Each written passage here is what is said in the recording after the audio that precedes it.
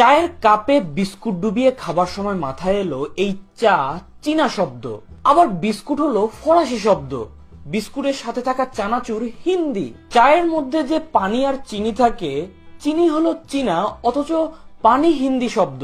চা ভর্তি পেয়ালাটা ফার্সি শব্দ, কিন্তু কাপটা হলো ইংরেজি। আবার ইংরেজি শব্দ নিজেই হলো পর্তুগিজ। চা চীনা হলেও কফিটা কিন্তু তুর্কি শব্দ। আবার কেক, পাউরুটির কেক, এটা ইংরেজি কিন্তু পাউরুটি পর্তুগিজ।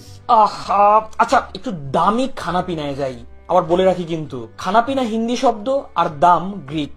রেস্তোরাঁ বা বুফেতে গিয়ে পিৎজা, বার্গার অথবা চকলেট অর্ডার দেওয়ার সময় কখনো কি ভেবে দেখেছেন এই বুফে আর রেস্তোরাঁ দুটোই ফরাসি ভাষার, সাথে পিৎজাও।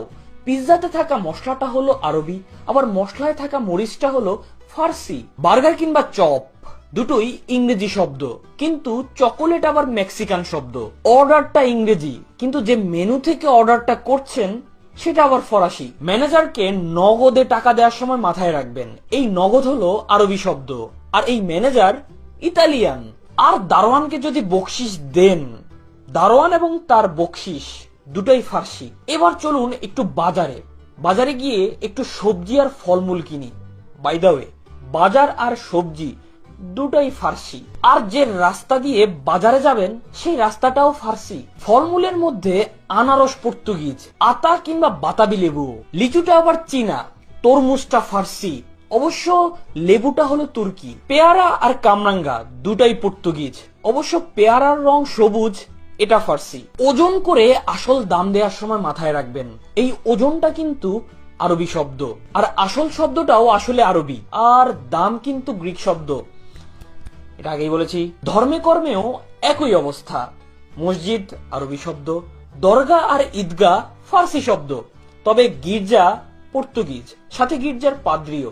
যিশু শব্দটা পর্তুগিজ, কেয়াং এদিকে বর্মিজ, অন্যদিকে প্যাগোডা হলো জাপানি, আর মন্দিরের ঠাকুর হলো তুর্কি। আর কি বাকি আছে? ও হ্যাঁ, কর্মস্থল।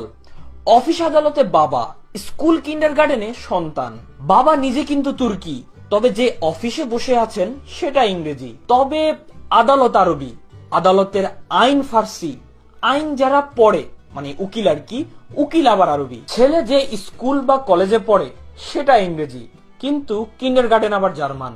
স্কুলে পড়ানো বই কেতাব দুটাই আরবি শব্দ। যে কাগজে এত পড়াশোনা সেই কাগজটা ফার্সি শব্দ।